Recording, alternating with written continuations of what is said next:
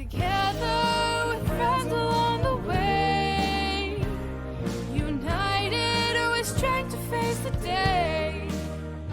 We're together and now we're here to say, united we will be the change.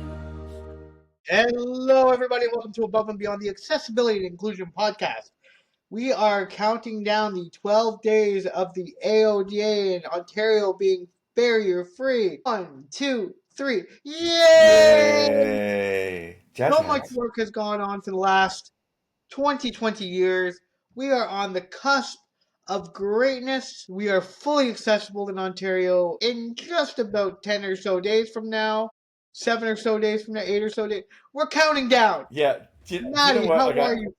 Well, I feel like that chasing accessibility, chasing the barrier-free Ontario is kind of like going down the yellow brick road and having all of these side quests that we need to do because we need to meet the wizard. But we go to meet the wizard, accessibility, and find out that it's just all smoke and mirrors, and it's not actually real accessibility. And what we're really needing to do is get to meet Glinda, the Good Witch, so that she can give us our ruby slippers. Well, see the wicked thing I did there? What else? That yellow brick road is made of cobblestone. And it's actually the trail of all of the of us folks in wheelchairs that could not find accessible bathrooms. This is true. This is true. Let it go. Let it go. Can't hold it in anymore. You know what? You should supply us with catheters. You know what I mean? Right? At least kind of like give us something in the meantime, a lifetime supply of catheters. Exactly. But anyway. Exactly. Yes. Back on track. This is why we're always so pissed off. Hey. Never mind, I'm not saying that. Yeah, so what are we talking about today? You know what? We are on day 10 of the 12 days of the AODA. The Ford government didn't give to me. Autonomy. Oh, we're talking about autonomy today. Okay. Autonomy. The fact that we're not in governorship, let's put it bluntly, and our own quality of life is really something that needs to be understood. And many people with disabilities need to be in control of our lives to live the quality of life we deserve to live like everybody else. What do you think, Mike? Yeah. Well, I'm liking the word autonomy. It's one of the 3 A's that we're going to talk about: autonomy, agency, and attitudes. Very Canadian, A. But autonomy is something that you take for granted until you don't have it anymore.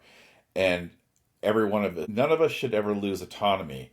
We may lose independence. We may need to be dependent on others, but we should never lose the autonomy, the ability to, be part of setting the course for our life. Even at our most disabled, we have, that inherent human right of autonomy, and how we get that and how it gets supported and how it gets fostered. These are the things that are missing in the world today. These are the things that in Ontario we're losing because some of those decisions are being made for us and not with us. Yeah, and what goes hand in hand with autonomy is really consent. We also lose our right to consent on certain things based on the perception maybe of vulnerability, of weakness, of a liability as a person with a disability, which is more often than not the case when we have said autonomy, when we have our rights to consent and support, and that'll go hand in hand with another topic that we'll be talking in as we continue this in allyship. But consent matters, and it should not be discriminated against whether or not you have a disability or not. Yeah. I think there's a bunch of myths and preconceived notions about people with disabilities. There is a difference in how we treat people with mobility disabilities, with developmental disabilities, and with hidden disabilities. And I think, even in the realm of physical disabilities, the mobility ones, the ones you can, we're in wheelchairs, right? So there is this thinking that we need to be helped, so people will just take our wheelchairs and push us. They'll take us to where they think that we need to go. I'm in a motorized wheelchair, right? So the vast majority of the time, if I want to self-propel, or if I want to be the master of my domain of where I'm going, the motorized wheelchair is what I need. The times where we can't take my motorized wheelchair and I'm in a manual wheelchair, I'm completely literally in the hands of somebody else, because I cannot push myself because my hands don't work.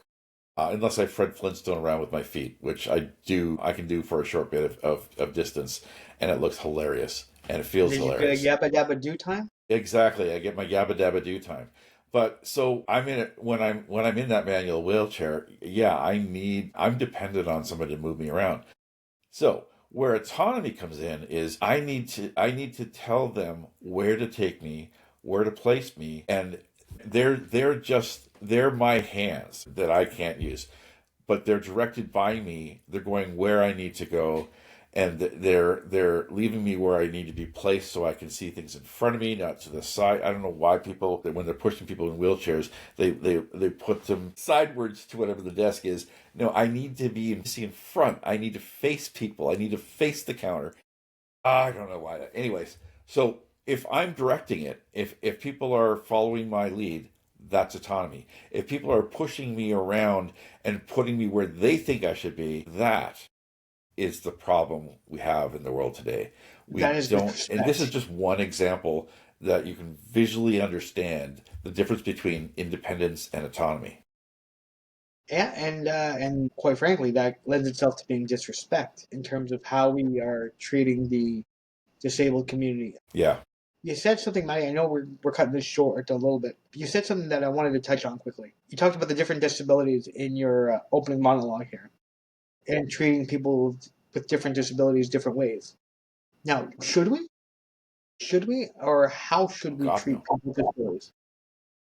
See, when we're thinking of autonomy, right? When we're thinking of how do we respect the person in front of us, how can we meet their needs? Whether somebody has a developmental disability, has an intellectual disability, whether they are experiencing sensory challenges, whether it's a physical disability, the person that needs to be centered is the person in front of you, not yourself, right? So it's the same thing. I mean, you find out how to meet their needs by starting with asking them. Exactly. Then you ask the people around them that may have more information about how to. I mean, sometimes I know when it comes to autism, for example, sometimes when you're dealing with us in whatever challenge that we may be facing, it can be like trying to translate a foreign language.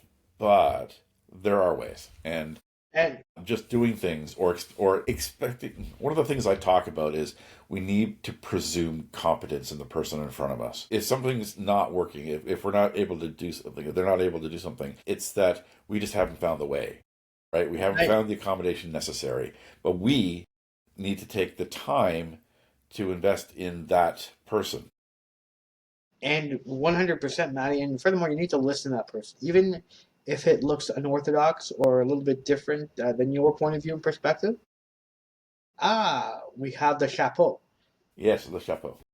Now, and in saying that, we've got to be able to respect the individual needs, and that really lends itself to allyships, which we'll be talking about very shortly.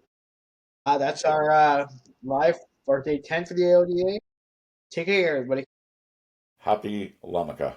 Happy Lamaka. Together with friends along